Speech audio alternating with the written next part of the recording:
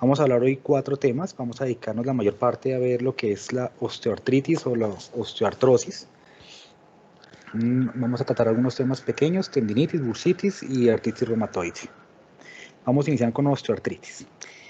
¿Alguien quisiera darme una definición con sus propias palabras de qué sería osteoartritis?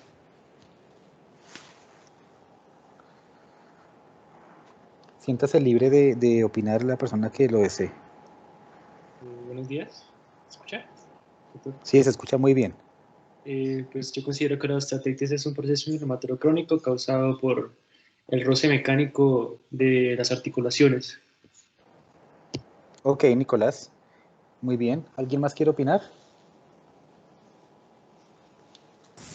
Pues también tiene un componente inflamatorio importante y digamos que es más prevalente en personas mayores, por lo que es un proceso degenerativo.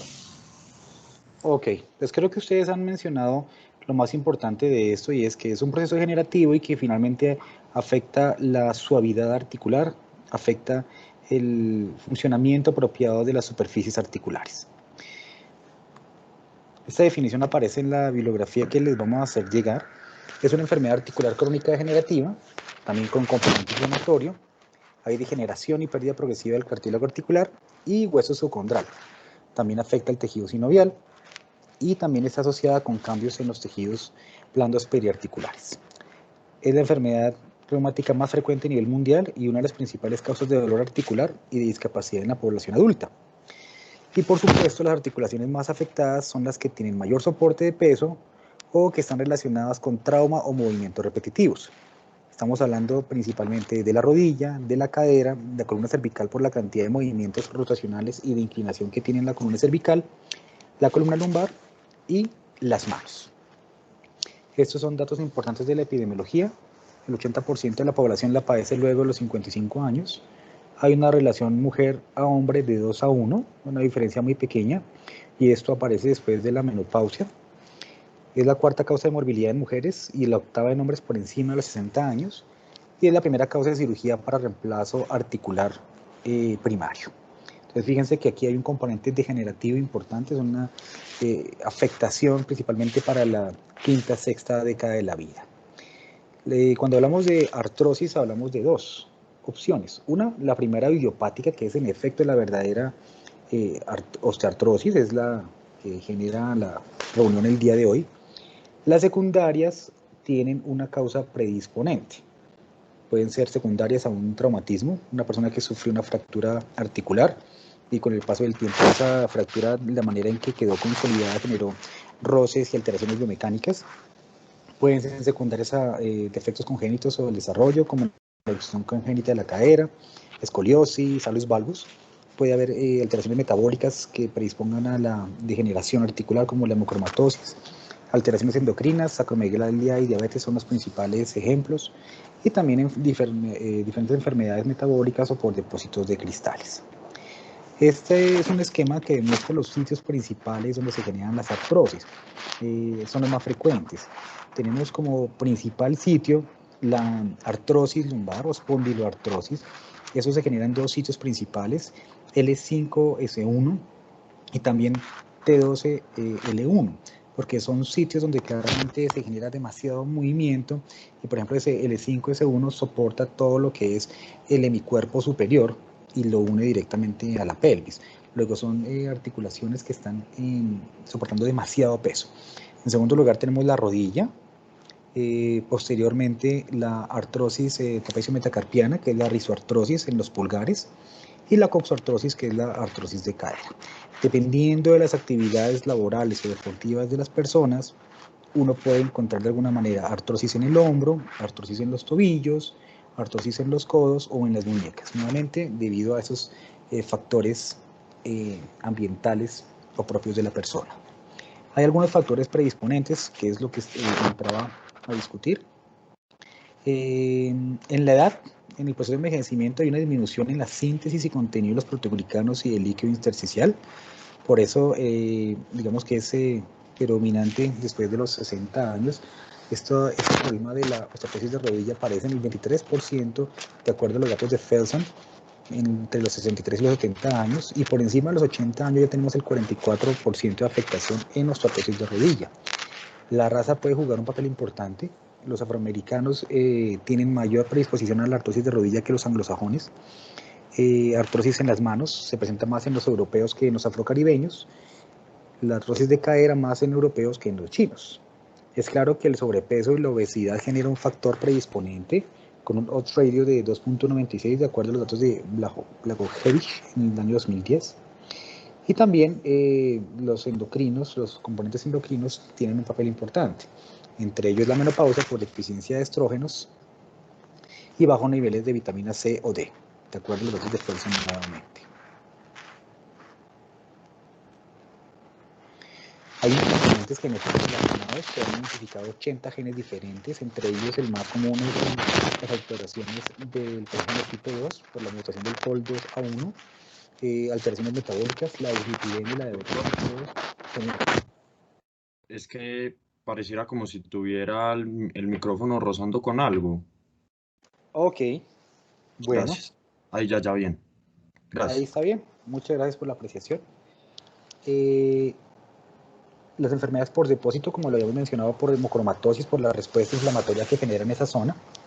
Las alteraciones del crecimiento, un alineamiento articular, que son cosas que vienen desde el desarrollo esquelético en la etapa de la infancia y en la adolescencia, o inestabilidades articulares mecánicas que se pueden generar por traumatismos. Nuevamente, en actividad deportiva de alto impacto, uno puede generar alteraciones biomecánicas, alteraciones de la constitución anatómica de las articulaciones. Eso hace que las cargas se distribuyan de manera no uniforme y que empiece uno a tener vectores de fuerza que pasan predominantemente por un sitio respecto a otro. Lo mismo ocurre con las actividades laborales o con microtraumas constantes a cualquier otra actividad o hobby.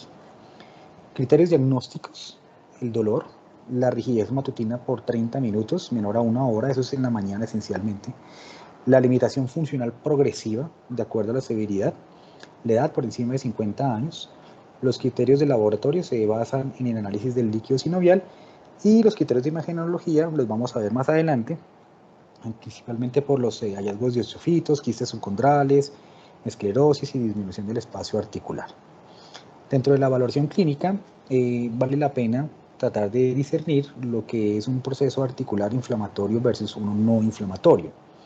Teniendo en cuenta lo que sería una sospecha de una dolor articular de características inflamatorias, tenemos que la rigidez matinal puede durar más allá de los 30 minutos, o sea, horas.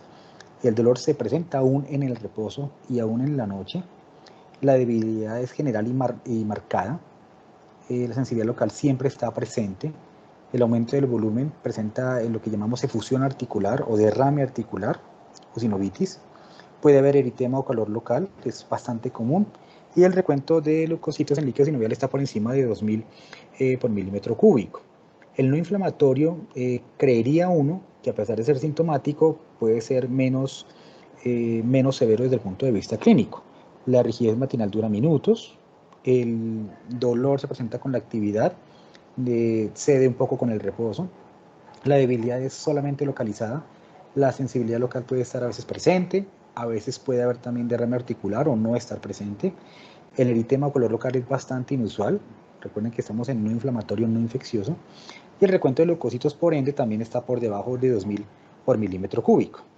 En la valoración clínica vale la pena a veces la inspección, pero sobre todo en articulaciones, en las manos, en los pies, que son articulaciones que están como muy expuestas de manera subcutánea. Uno las alteraciones de la cadera y de la rodilla no las alcanza a ver, a no ser que, por ejemplo, una deformidad severa de la rodilla les llame la atención por un geno varo severo en nuestra artrosis de rodilla. Estas son unas imágenes que muestran los nódulos de Yverdon y los nódulos de Bouchard, que son nódulos que se forman como osteofitos en las articulaciones interfalángicas proximales e interfalángicas distales. ¿Alguien puede leer lo que ve en esta radiografía? Puede ser cualquier persona al azar o yo también la puedo escoger. Pues en las interfalángicas distales se ve como las articulaciones como muy pegadas, como montadas. Ok, Ana María, pero ¿cómo lo describirías? Si tienes que ponerlo en la historia clínica.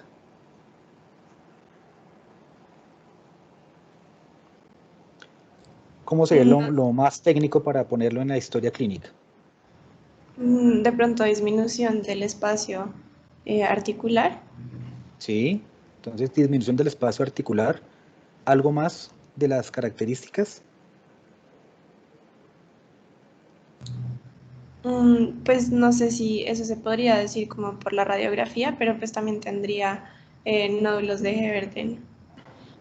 No, porque entonces esa parte sería eso es al examen físico. La parte radiológica es completamente diferente.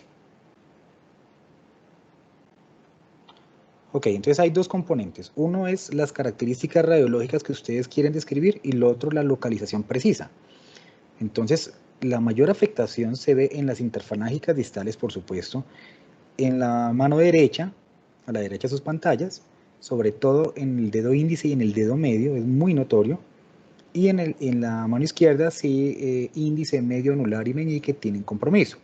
Y la exclusión que hacía Ana María, pues se puede completar con, aparte de la disminución del espacio articular, con la formación de osteofitos marginales, porque se ven esos engrosamientos óseos que quedan alrededor de la articulación, la esclerosis marginal, que es ese radioopacidad que se identifica en los bordes articulares de las articulaciones. Pero más o menos eso es hacia donde tenemos que dirigirnos. En la evaluación clínica es difícil, pues por supuesto, ver esto. Lo que entiende uno de lo que ocurre en la artrosis de columna vertebral es que se van generando disminución del espacio por los daños intervertebrales de los discos. Se van generando ese aplastamiento de la placa vertebral y se van generando los espolones óseos, que son esas formaciones osteofíticas en la cara anterior de los cuerpos vertebrales. También pueden identificar en algunos casos artrosis facetaria, que aparece en la unión de las facetas entre vértebra y vértebra, que es de los signos iniciales que aparecen en los procesos de la artrosis. Aquí tenemos un ejemplo radiográfico de lo que sería la formación de osteofitos en la cara anterior de los cuerpos vertebrales. Se ve claramente donde se señala la flecha verde. También tenemos ejemplos acá en esta zona, en la columna toracolumnar. Y tenemos acá, esto es C2, C3, C4, C5 y C6. Fíjense la formación de espolones óseos. Y más adelante también creo que vamos a mostrar algunas imágenes de artrosis facetaria, que son también esas imágenes radiolúcidas que aparecen en esas articulaciones. Recuerden que en C5, C6 es donde se ha establecido que hay la mayor capacidad de movimiento del cuello y por ende esa articulación es la que más se afecta a nivel de columna cervical. ¿Quién quisiera dar su opinión acerca de esta radiografía?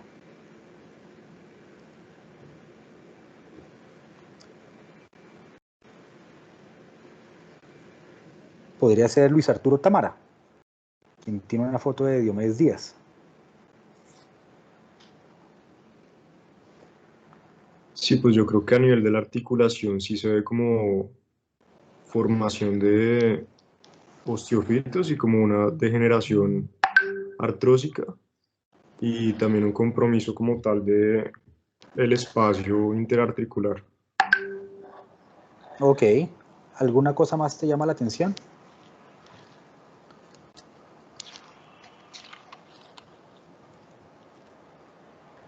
No, pues no sé, la verdad no sabría decir qué más.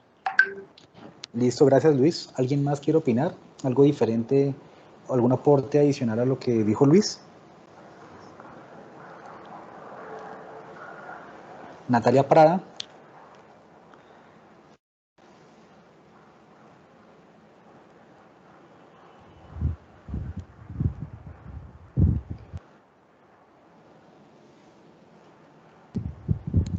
Eh,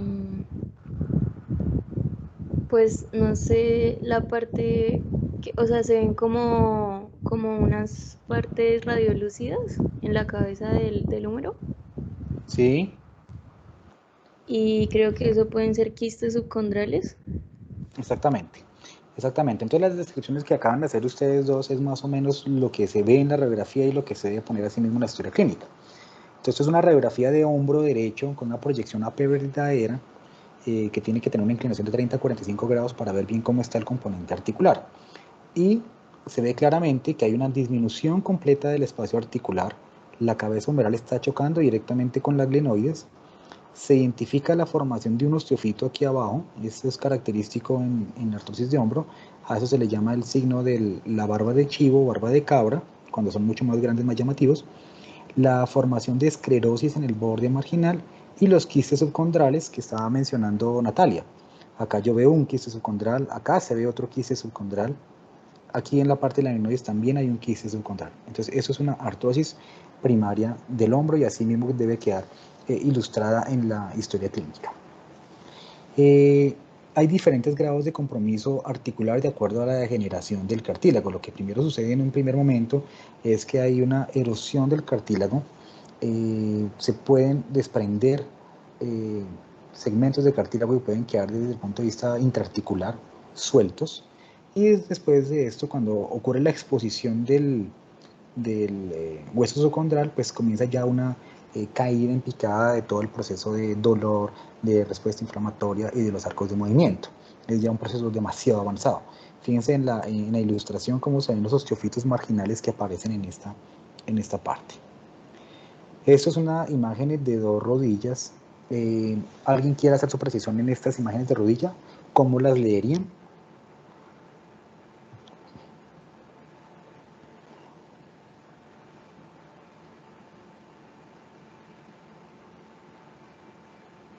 Bueno, doctor, inicialmente me gustaría hacer la aclaración que parece que estuviese disminuida la densidad mineral ósea, porque se ve como más radiolúcido.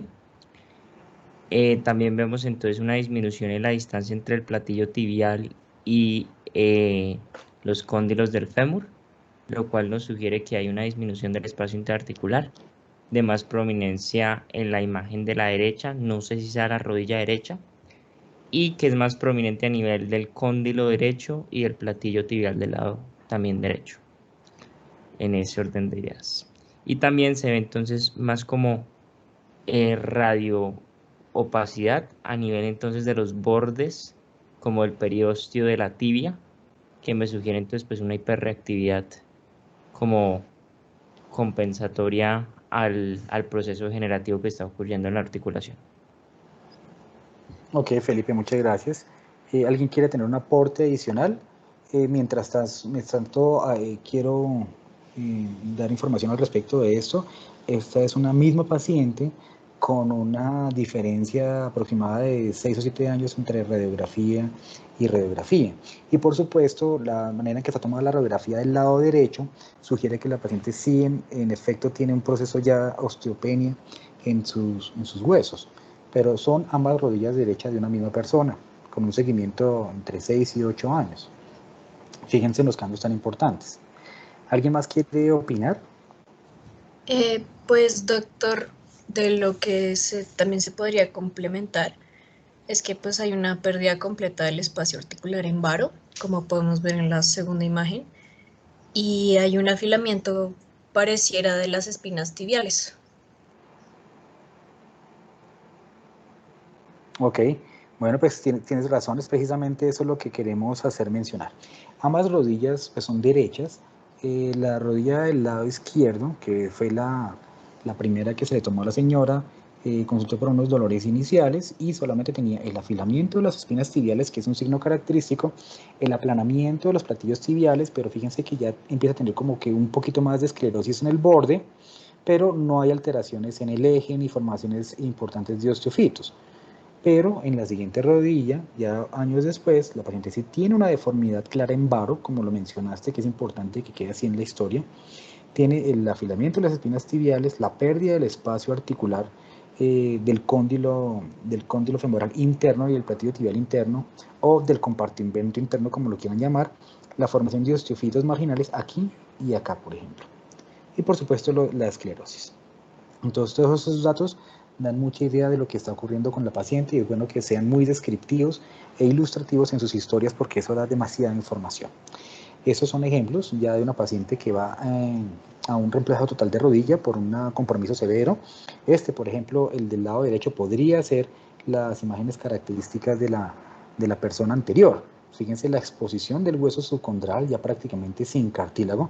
Ya uno entiende que esta zona que ese hueso subcontraral está chocando directamente con su contraparte en el platillo, y es un roce hueso contra hueso que genera rigidez articular, pérdida de movimiento, proceso inflamatorio frecuente y mucho dolor. Entonces fíjense la incapacidad médica que puede producir esos grados tan severos de la enfermedad. Oportunidad para alguna opinión adicional. Alejandro Díaz. Alejandro, ¿qué opinas de estas radiografías de cadera?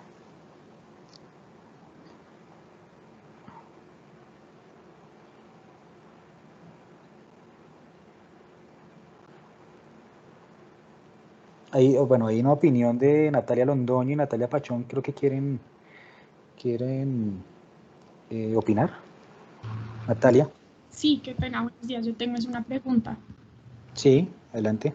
Para saber, es que me quedó la duda en la radiografía anterior. Si, digamos, uno no tiene una radiografía comparativa en el tiempo y fuera una paciente que fuera más joven, digamos que fuera menor de 52 años, ¿cómo hago para saber que esos cambios en la lucidez sí son pérdida de densidad mineral ósea y no que la radiografía esté mal tomada? Bueno, pues es una pregunta interesante y abre el espacio para mucha discusión. En general, la penetración de los rayos tiene una estandarización por parte del grupo de radiología. Eso nos sugiere a nosotros que todo el tiempo la intensidad del rayo y la manera en que estamos interpretando la densidad es con técnicas estándares, a pesar de que los equipos sean de marcas diferentes, ¿cierto? Y puede llegar hasta cierto punto ser una opinión subjetiva de la persona que está interpretando la radiografía. De tal manera que, dependiendo de cómo uno lo vea, la correlación clínica, la edad de la paciente, uno puede inferir que sí, la señora está en un proceso de osteopenia o no, o que simplemente puede ser que la imagen pudo haber quedado más penetrada o no del usual. Ahí también entra en juego el volumen de los tejidos blandos, que puede generar un poquitico más de interferencia en la señal, porque si tiene demasiado tejido adiposo, pues la imagen claramente es diferente. Entonces, gracias por la aclaración, porque sí puede ser un fenómeno hasta cierto punto subjetivo. Lo otro que estabas comentando, ¿qué era? Sí, no, doctor, era eso. Muchísimas gracias. Ok, listo. Natalia Pachón. Doctor, yo iba a hablar sobre la radiografía de cadera. Ah, bueno, entonces, Carolina Méndez, ¿quieres opinar algo antes de darle la palabra a Natalia Pachón? No, doctor, pues yo también quería opinar sobre ¿Quieren la... opinar de la de cadera? Listo, entonces ya les Sí. pongo la de cadera. Ahí está la de cadera. Natalia. Bueno, pues lo primero es que lo que primero evidencié yo es que había como un contacto súper directo de la cabeza femoral con el acetábulo, pues por la pérdida del espacio articular, y pues también estaban los quistes subcondrales que pues ya habíamos mencionado, y no sé si el espacio como de brillo que haya ahí de pronto sea esclerosis marginal o no alcance a hacerlo. Sí, lo denominamos como esclerosis marginal. Bueno, entonces quedaste solamente con la mano levantada. Es en esencia eso. Fíjense la diferencia en esa paciente entre la cadera del lado derecho, que es la que está muy artrósica, y la del lado izquierdo. Me estoy refiriendo solamente a esta radiografía. Esto es otra paciente. Y aquí se ve cómo se preserva todavía el espacio articular, si bien ya tiene algunos cambios de esclerosis marginal en el acetábulo, pero fíjense la diferencia tan notoria del lado derecho. Entonces la cabeza está impactada en un contacto directo con el acetábulo, con quistes subcondrales que son imágenes en espejo. Fíjense la presión que se está generando en esos dos sitios y por eso se forman los dos quistes subcondrales. Acá hay otra parejita de quistes, la deformación de la cabeza humeral, la formación de osteofitos que se generan en la cara lateral. Luego este es un proceso ya muy avanzado de osteoartrosis de cadera. Aquí en el lado izquierdo estamos viendo también nuevamente la disminución completa del espacio articular, el choque entre las dos superficies, los osteofitos marginales, eso también se le puede llamar a veces espolón óseo, y donde está el asterisco, pues lo que serían los quistes subcondrales. Aquí también esta flecha muestra un osteofito en la cara anterior e inferior de la cabeza femoral. Ahora, cuando tenemos un proceso de necesidad de estudio del líquido sinovial, tenemos en su estudio dos columnas completamente diferentes y dos columnas completamente contrarias. Esta tabla esquematiza al lado izquierdo lo que sería un líquido sinovial normal y al otro costado está la parte infecciosa. Entonces fíjense que entre los dos hay una diferencia muy amplia y entre los dos aparecen alteraciones del líquido sinovial por características mecánicas o por características inflamatorias. Un líquido sinovial tiene que ser transparente, tiene que ser incoloro, tiene que tener 3 cruces de filancia. La filancia está definida como está en la diapositiva. La capacidad de separar con una gota de líquido sinovial entre 2 dedos, esencialmente el pulgar, el medio y el índice, y tener la capacidad de,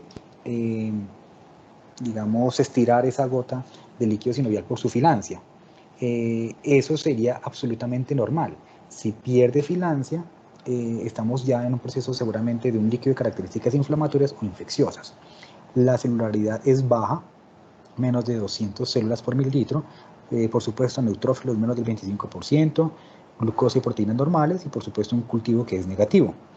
¿Qué es el líquido de una artritis séptica? Es un líquido que es infeccioso, purulento, opaco, amarillo, verdoso, es maloliente.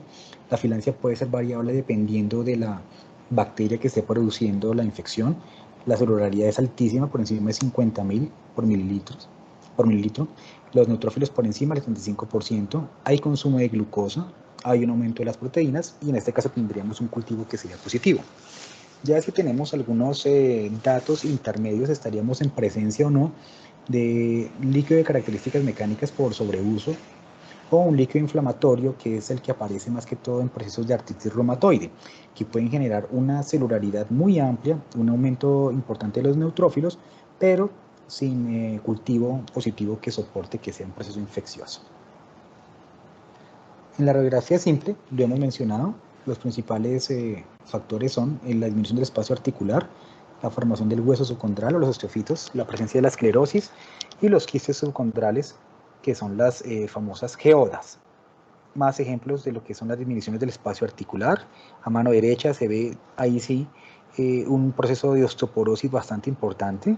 Fíjense la disminución del engrosamiento de las corticales del húmero, la disminución de la densidad mineral ósea, es una paciente muy mayor, la disminución completa del espacio articular, la formación de osteofito en barba de cabra de la cabeza humeral, otro osteofito en las glenoides, una artrosis también acromioclavicular a este nivel, con sus quistes subcondrales pequeños y la esclerosis marginal.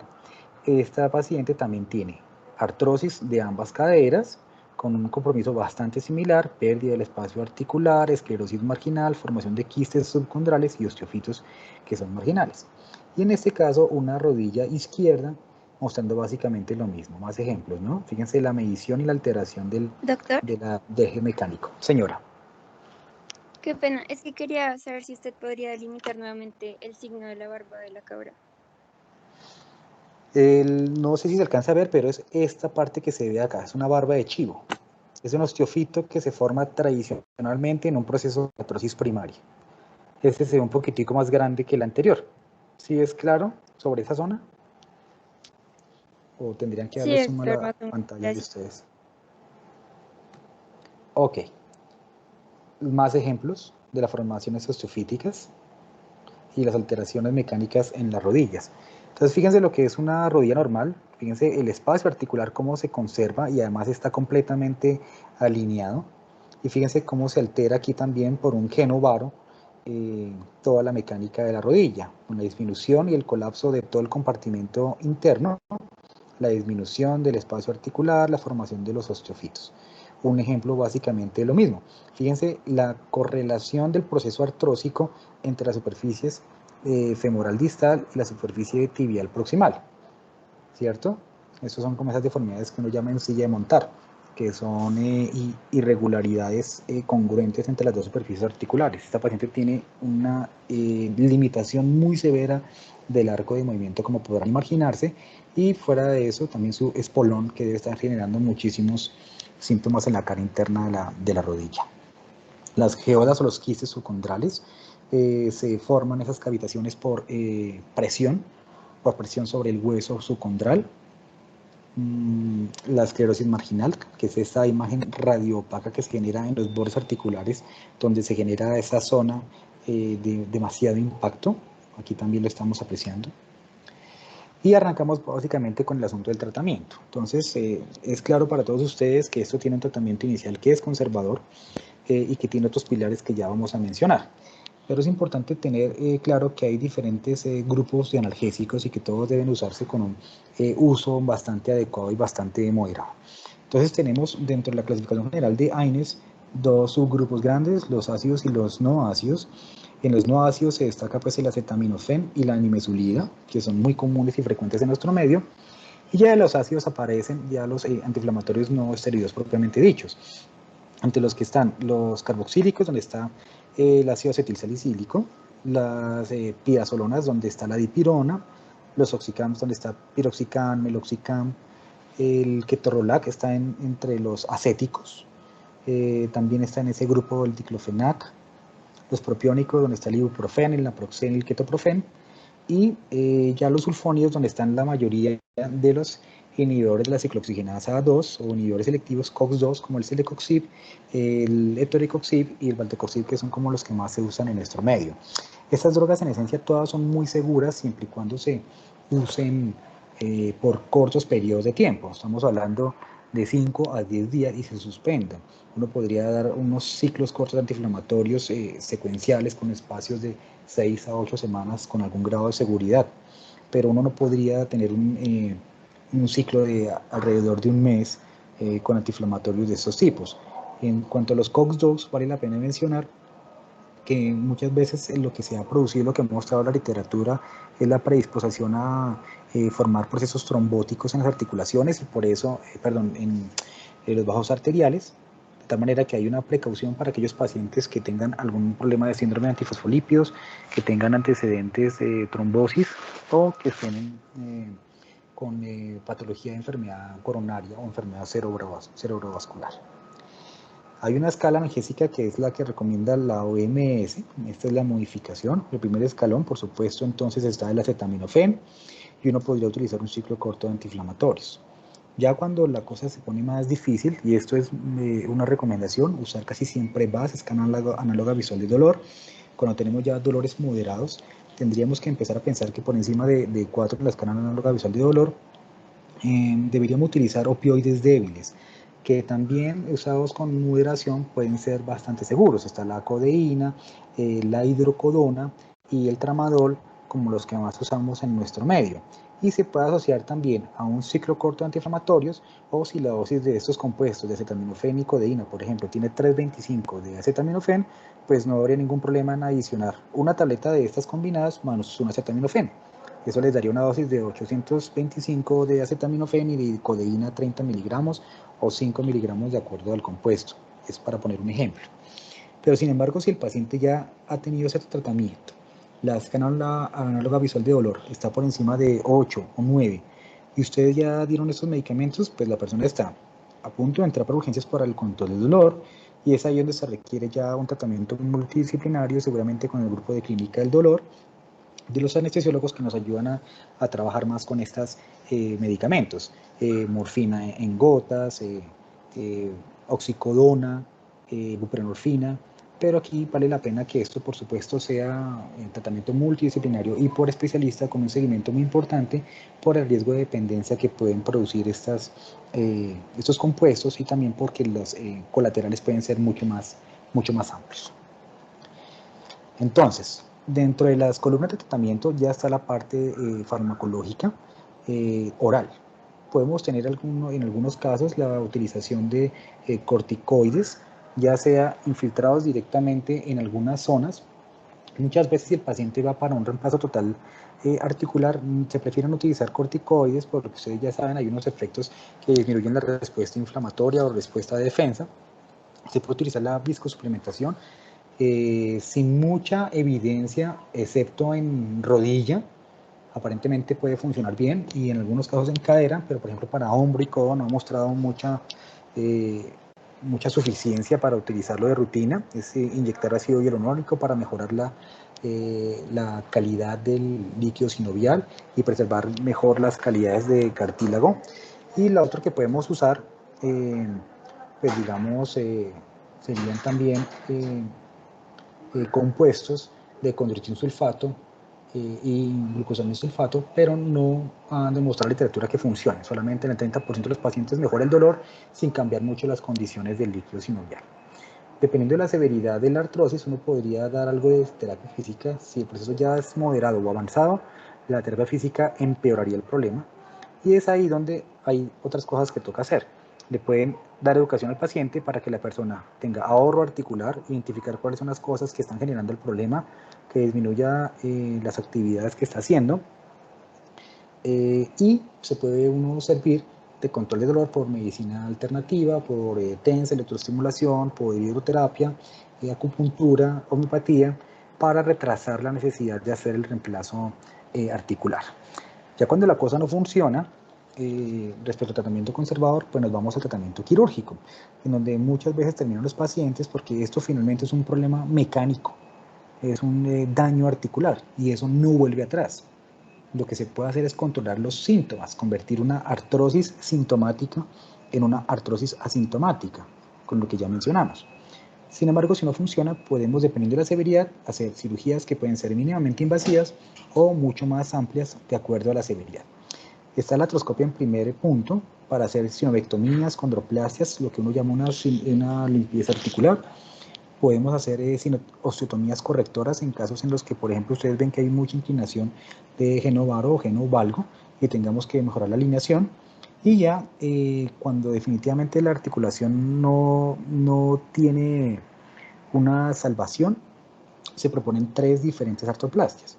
Una de ellas es la resección, la interposición y la destitución, que voy a hablar en este momento. ¿Alguien quiere opinar acerca de esos tipos de artroplasias? ¿Han oído hablar de eso o qué se imaginan que es?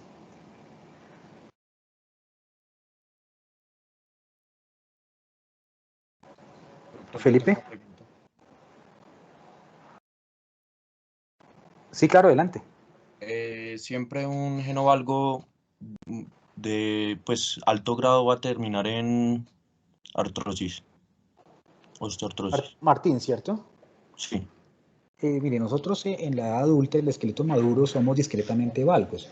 Esto es alrededor de 10 a 12 grados en los hombres y 12 a 14 en las mujeres.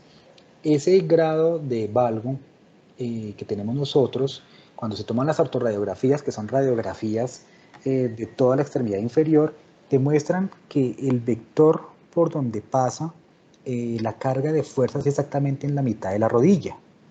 Si nosotros somos un poquito más valgos que eso, o somos un poquitico más varo que eso, estamos desplazando el eje mecánico por donde se desplazan todas las fuerzas.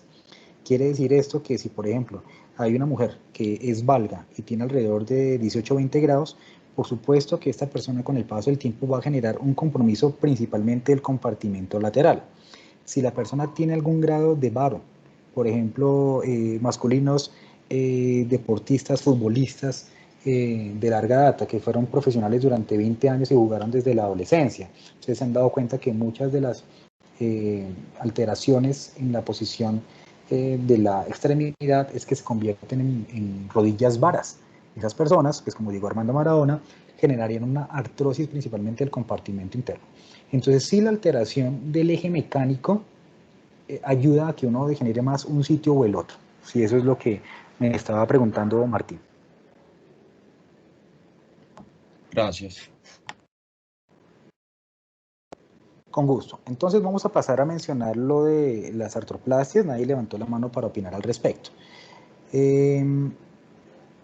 Las artroplastias por interposición es simplemente coger un tejido sintético o un tejido biológico e interponerlo en la zona donde está el problema. Eso ocurre muchas veces para la risartrosis o artrosis de muñeca. Uno puede coger un injerto de tejido, de tendón, e interponerlo, formar como una oliva y ponerlo entre los 2 segmentos de hueso para disminuir el dolor, disminuir el roce y mejorar con esto los síntomas. Y esto pues se degrada a los pocos meses, pero sirve para que durante el tiempo en que se haga la terapia física la persona establezca su mejor par de fuerzas, tenga un hombro estable y nos dé un poquito más de tiempo para evitar el reemplazo articular tan pronto. Tenemos lo que son las artroplastias por resección. Pues, mi especialidad es hombro y codo, por eso los ejemplos son todos de hombro y codo. Estamos viendo lo que es una resección de extremo distal de clavícula para la artrosis acromioclavicular. Estamos en guía viendo anterolateral, no es exactamente el mismo video, no están simétricos en el tiempo. Estamos viendo cómo estamos separando y generando un espacio mayor entre la articulación. Esto es resecar hueso a ambos lados, esencialmente el extremo distal de la clavícula, con el objeto de ampliar esa zona articular. Ahí lo que se hace es resecar la cápsula, resecar el menisco, quitar el tejido inflamatorio, y con la nueva distancia que dejamos de espacio articular, ya con los movimientos del hombro, en flexión, abducción, pues las dos superficies no chocan entre sí, y con eso disminuimos considerablemente los síntomas del paciente. Esto es una artroplastia por resección. Y ya las más conocidas pues son las artroplasias por sustitución, que ya les voy a mostrar. Estas son unas osteotomías. Las osteotomías se hacen cuando, por ejemplo, ustedes tienen en rodilla, que es donde más se usa, una alteración, como lo mencionaba Martín, del eje, y ustedes lo quieren corregir porque la persona seguramente va para una artrosis severa, está generando problemas de artrosis, pero todavía no tiene una edad apropiada ni síntomas tan severos para hacer un reemplazo articular. Entonces lo que se hace ahí es que se realinea ese eje mecánico de impacto y de fuerza, alterando pues esa condición. Aquí están viendo ustedes lo que es un ejemplo de una cuña abierta, una osteotomía en cuña abierta. Se hace un corte en la cara interna de la tibia, se abre el espacio en el corte que se hizo y se interpone un injerto. Eso, por supuesto, después se fija con una placa con tornillos como está ahí. Y eso ayuda, por ejemplo, para los pacientes que son genos varos, porque estaba muy vara, y ustedes con esta nueva angulación que le dan a la tibia, convierten esto en un eje mucho más normal. De tal manera que después de la cirugía la persona se rehabilita, empieza a apoyar y tiene un eje mecánico que pasa más por el centro, para no erosionar tanto la parte interna y llevarla rápidamente a un reemplazo articular. Las artroplasias por sustitución pues son todos los reemplazos articulares que seguramente han visto y que conocen ampliamente. Es ideal que estos reemplazos pues sean lo más lejanos en el tiempo posible. Algunas personas con artritis reumatoide pues lamentablemente tienen que tener prótesis a edades muy tempranas, desde los 40 o 45 años, por la severidad de su compromiso y el no control de su enfermedad. Estos son ejemplos de reemplazo total de rodilla. Es una rodilla derecha. Tienen diferentes parámetros y criterios para realizarlos de acuerdo a la articulación. Eso es lo que es un reemplazo total de hombro por artrosis primaria. Fíjense el vástago humeral que está asimétrico, esto viene cementado, cada vez utilizamos menos cemento y a veces no hay necesidad de utilizar simplemente cemento, sino que estos vástagos vienen con unas erosiones o unos recubrimientos porosos que hacen que se adhiera perfectamente a todo lo que es el canal medular. Aquí ustedes, si lo pueden ver en sus pantallas, es como si se viera una aguja acá, una imagen radio opaca en toda la mitad de la glenoides. El otro componente articular en este tipo de reemplazo es polietileno, por eso no se ve el polietileno, no es metálico. Lo que se ve aquí es la guía del implante para saber que está bien posicionado. Las tendinitis se producen, esa inflamación de los tendones, por dos razones, por sobreuso o por sobrecarga. Por sobreuso, esencialmente actividad repetitiva, y ocurre principalmente en condiciones laborales, en horarios extras, en actividades repetitivas. En nuestro medio es muy frecuente debido a todos estos emergimientos de pequeñas y medianas empresas con condiciones laborales que son a veces precarias, no controladas, pero la gente por la necesidad tiene que incurrir a esto. Sobrecarga por un aumento súbito de la actividad, y aquí está todo lo que es la rutina de ejercicios, el CrossFit, las personas que terminan arrancando un programa de ejercicios muy severos sin estar acondicionados muscularmente para arrancar su actividad. Otras causas habituales: anormalidades mecánicas, discrepancias de la longitud de miembros inferiores, mal alineamiento de las extremidades, que ya lo mencionamos. Un mal alineamiento puede hacer que un tendón de un lado esté completamente retraído mientras que el otro esté elongado, simplemente porque esté mal alineado. Si una persona es, por ejemplo, vara, se entiende que los tendones y los ligamentos del lado interno estén bastante constreñidos y retraídos, y que todos los del lado externo estén elongados por la mala alineación. Anormalidades del pie es un ejemplo claro por excesiva pronación o supinación. Las más comunes es la tendinitis del Aquiles, muy difícil de manejar tendinitis subacromial, esto es del manguito rotador, muy frecuente, pero relativamente sencilla de manejar. Bíceps porción larga, la tendinitis patelar y de la pata de ganso, muy difíciles de manejar, requiere mucha terapia física, requiere bastante reposo de la actividad esencialmente y el tensor de la fascia lata. Estas tendinitis son difíciles de manejar porque pues están asociadas también al movimiento. Prácticamente uno no le puede decir al paciente que se quede postrado en cama para generar reposo de lo que está sucediendo. El tratamiento inicial es un reposo medido al paciente, medidas locales, o sea, los contrastes, cambios de calor y frío, antiinflamatorios no esteroideos, se pueden utilizar ortesis blandas u ortesis correctoras si hay problemas de alineamiento, identificar y modificar las cosas que estén generando el sobreesfuerzo o la sobrecarga, esto es en el trabajo y en el ejercicio. Terapia física sí funciona muy bien y es casi necesaria para controlar el imbalance muscular, hacer ejercicios de estiramiento capsular, estiramiento tendinoso y mejorar la flexibilidad. Ya cuando la cosa no mejora, pues está indicada la cirugía. Las bursitis es un tema también muy fácil de abordar. Las bursas son sacos con membrana similar al sinovium, están alrededor de articulaciones, todas las tenemos en condiciones normales. Lo que hacen es funcionar como unos amortiguadores para prevenir la fricción, de tal manera que se encuentran alrededor de músculos y tendones cuando tienen un importante roce en movimiento sobre superficies óseas. Y pues lo que hace es protegerlas contra la presión. Se entiende que hay más de 140 en el cuerpo humano. Hay unas que están, digamos, diseñadas de manera normal y otras que se les denomina adventicias, que son desarrolladas sobre bunion, osteocondromas o cifosis, que son alteraciones adicionales del esqueleto. Son susceptibles al trauma agudo crónico. Ustedes pueden ver que muchas veces una persona puede ir caminando y caer de rodillas, se genera una bursitis prepatelar, o tener la famosa bursitis olecraniana, que puede ser por mucho contacto de los codos en una superficie de trabajo o por una caída sobre el codo. Se pueden presentar también por la cercanía a la piel con infecciones agudas o crónicas, y también son susceptibles en condiciones inflamatorias de bajo grado como la tuberculosis, la sífilis, la gota y la artritis reumatoide. Este es el ejemplo de una bursitis olecraniana. Como les decía, las más frecuentes son estas, la prepatelar, la subacromial y la trocantérica, pero son de un tratamiento relativamente sencillo. Lo que se hace esencialmente es dejar al paciente en reposo. Muchas veces puede ser necesaria, más que la inmovilización, es utilizar apósitos protectores con vendajes bultosos de algodón y elásticos. Eso ayuda a disminuir no solamente el movimiento, sino que además el efecto de compresión ayuda a redistribuir el líquido que se genera en la bursitis. Medidas locales como la elevación, el calor húmedo, los contrastes y por supuesto los antiinflamatorios no esteroideos. Ya si la cosa no resuelve apropiadamente, pues está documentada la aspiración. No funciona tan bien porque la bursa, si no se reseca, pues tiende a generar nuevamente un proceso de aumento del líquido y con esto generar otra vez el problema.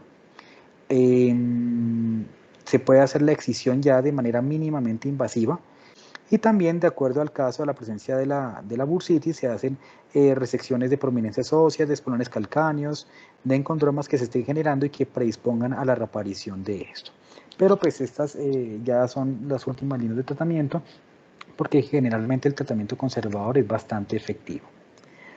Unas últimas palabras de artritis reumatoide. Esto en esencia es el compromiso de la artritis reumatoide en las diferentes articulaciones. Ustedes por supuesto ahondarán mucho más o han ahondado mucho más en medicina interna al respecto de esto. Se entiende que es en esencia una enfermedad crónica, sistémica, inflamatoria poliarticular, y puede afectar cualquiera de las articulaciones grandes o pequeñas que tenga un componente sinovial. 1 o 2% de la población está afectada, un poco más la relación mujeres a hombres, 2.5 a 1. El test es positivo solo en el 70-80% de los pacientes. El diagnóstico, y si no estoy mal, hasta el día de hoy, sigue siendo con los criterios de clasificación de la ACR y EULAR del año 2010. En los casos en los que, pues por supuesto, después de hacer todo este puntaje por encima o igual a 6, pues es sugestivo de que el paciente tiene artritis reumatoide.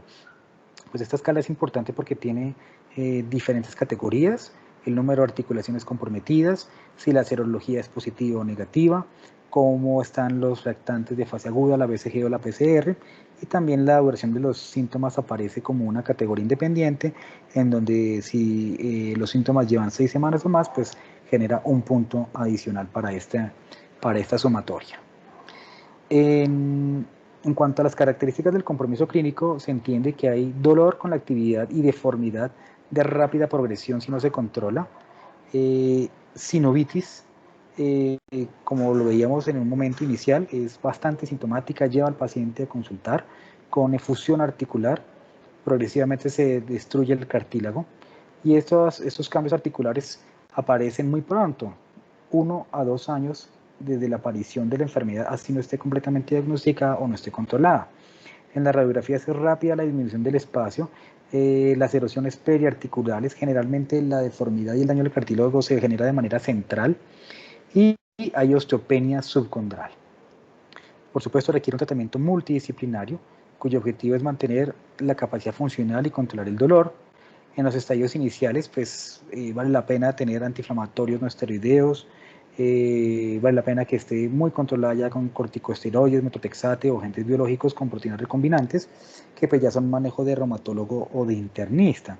Si el paciente apenas está apareciendo con los síntomas de la enfermedad y el diagnóstico es muy cercano, uno puede tener algo de terapia física para balancear la articulación que está generando los síntomas. Nuevamente, si el problema ya es moderado o severo, cualquier sobreesfuerzo físico o ganancia de fuerza que queramos puede aumentar mucho más el problema porque están generando roce en la articulación. La terapia ocupacional, por ejemplo, nos ayudaría a cambiar lateralidades si el compromiso de la mano dominante es muy severo y el izquierdo no está tan comprometido, y eso nos ayudaría un poquito a alargar la necesidad de tratamientos quirúrgicos. Los tratamientos quirúrgicos serían preventivos. En los estadios iniciales podemos hacer sinovectomías o osteotomías correctoras, y ya en los estadios más moderados o severos ya están las diferentes artroplastias que mencionamos. Algunas veces podemos utilizar también artroscopias para hacer limpiezas articulares, remociones de osteofitos, remodelaciones del cartílago, pero por ejemplo en este caso de esta artrosis severa del codo por artritis reumatoide, pues ahí no hay cómo trabajar en articulación porque ya prácticamente no existe. Entonces este paciente, que es el que se ve en esta secuencia, este es un reemplazo total de codo. Tenemos cada vez más investigación acerca de plasma rico en plaquetas. Todavía no tenemos una estandarización respecto a cuáles sitios pueden funcionar más que en otros, y sobre todo de la estandarización del proceso, la centrifugación, la cantidad de celularidad que se necesita y de dónde sacar la muestra. También tenemos trabajo sobre células madre, y es posible que esto nos ofrezca alguna respuesta más adelante, sobre todo para la parte sintomática inicial de los síntomas. En conclusiones, la artrosis es una enfermedad de alta prevalencia y causa de consulta de frecuencia en ortopedia. Seguramente en sus internados y en sus rurales se van a enfrentar a esto. Las primeras líneas de tratamiento médico son siempre conservadoras y multidisciplinarias, sobre todo en los casos de reumatología o medicina laboral y salud ocupacional, para tratar de ofrecer respuestas adicionales para el paciente.